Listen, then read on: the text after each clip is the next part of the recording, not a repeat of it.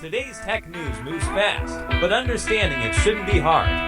That's why Snarful Solutions Group brings you Connecting the Dots, where we break down what's happening in tech and why it matters to you. Now, let's dive in with your hosts. Welcome back. You're tuned in for our look at today's sources here on Thursday, September 25th, 2025. I'm Alex. And I'm Morgan. Good morning. So before we really get into it today, looking at mobile chips, teen safety online, and AI music, let's just quickly check the climate. Absolutely. We're coming to you from Sacramento, of course. Looking like a high of 88 degrees today, maybe a slight chance of showers later. Decent day. Looking at the markets from yesterday, things were a bit down. The Dow Jones closed off 247 points. That's about 0.53%.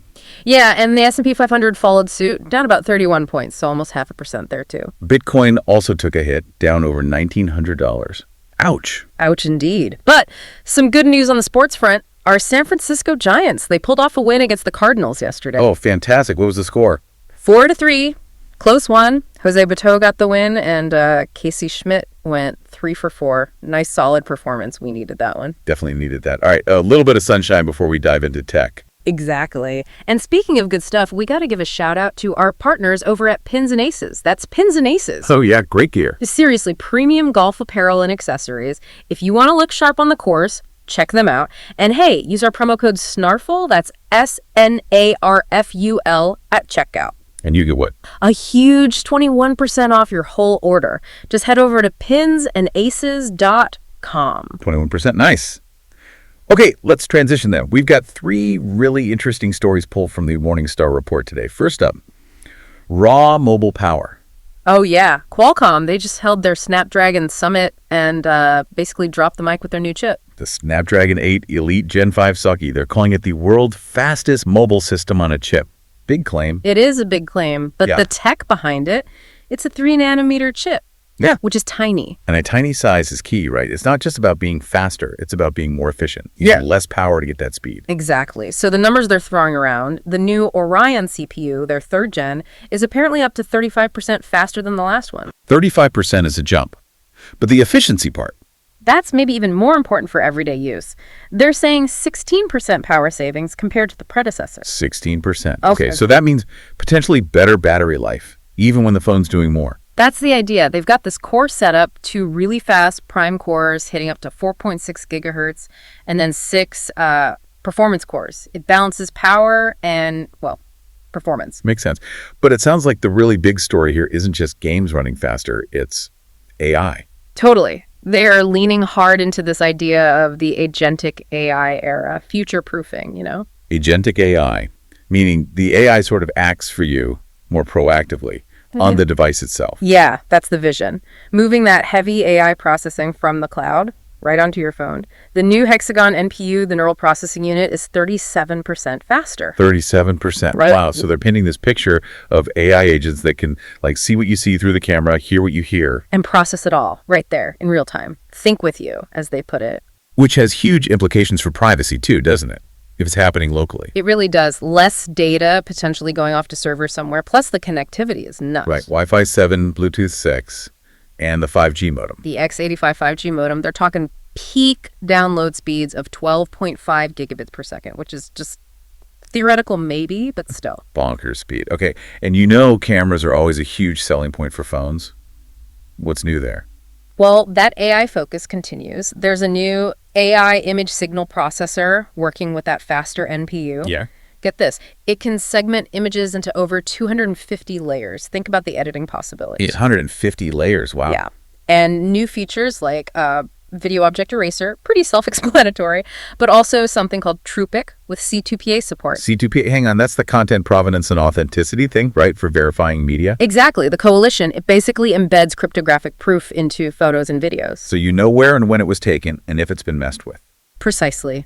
Building that capability right into the ship at the moment of capture, that's a potentially massive step against deep fakes and misinformation. That's actually huge. Connecting chip speed directly to content trust. Okay, so which phones are getting this powerhouse first? Well, the usual suspects in the Android world are lining up. Samsung, obviously. Sony, OnePlus, Xiaomi. Asus, Honor, Vivo. Basically everyone. Pretty much. Confirmed first launch, though, looks like the Xiaomi 17 series. Apparently, they're skipping the number 16. Xiaomi 17 first. Okay. Any other perks with that one? Yeah, they're also boasting 100-watt universal fast charging. Finally, some standardization, maybe. 100 watts and universal. That's great. But the one everyone really watches is Samsung, right? The S26 Ultra. Always. And Samsung usually gets a slightly souped-up version, that 4 Galaxy chip, probably the best binning. Right. Squeezed for every last drop of performance.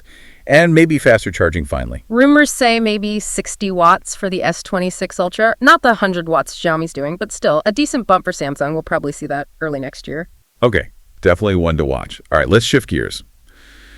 From tiny, powerful chips to big platform safety concerns. Yeah, story number 2 is about Meta, Facebook, Messenger, Instagram.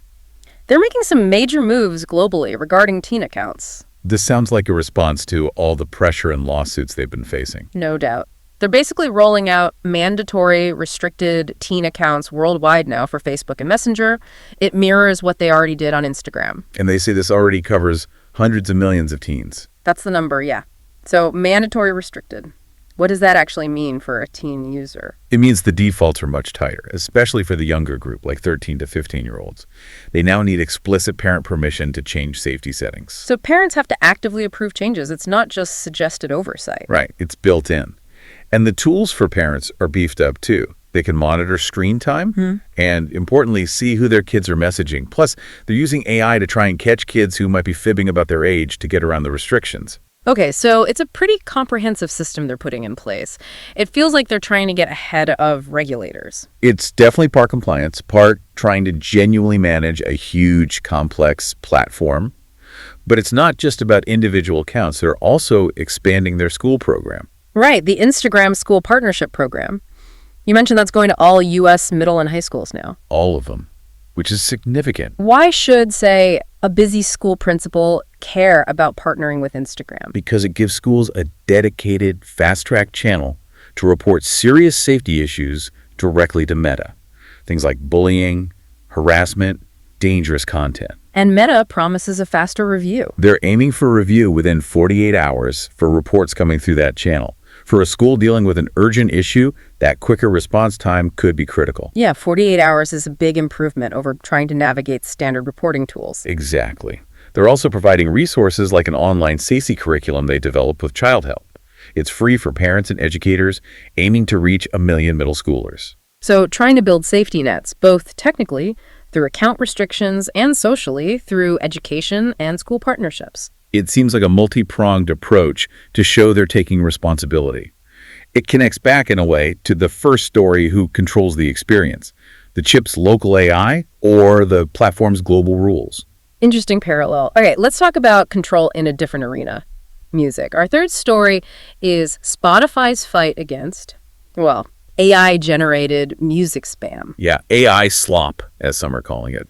Spotify just announced 3 big updates to their AI policy to try and manage the flood of generated content and outright fraud. It feels like AI music exploded overnight. What's Spotify doing about it? 3 things. 3 main things. First is transparency. They're adopting an upcoming industry standard called DDEX for labeling AI in music credits. DDEX. Okay, so this isn't just a simple AI yes-no tag. No, much more detailed. It allows labels to specify how AI was used. Was it AI-generated vocals, AI instruments, or just AI in the mixing process? That kind of granularity. That's actually really useful context. Who signed on to use this? Already got 15 labels and distributors, including big players like DistroKid and CD Baby. So good momentum there. Okay, transparency is step 1. What's step 2? Dealing with the sheer volume.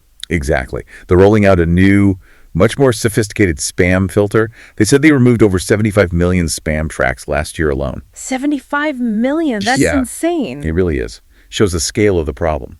This new filter targets specific tactics. Like what? Just mass uploads? That, but also excessive duplicates, people trying to game search results with keywords, uploading tracks to the wrong artist's page. Ah, the profile mismatch thing. Yeah, and that classic trick. Yeah. Uploading tons of tracks that are just over 30 seconds long. Right, because 30 seconds is the minimum to trigger a royalty payment.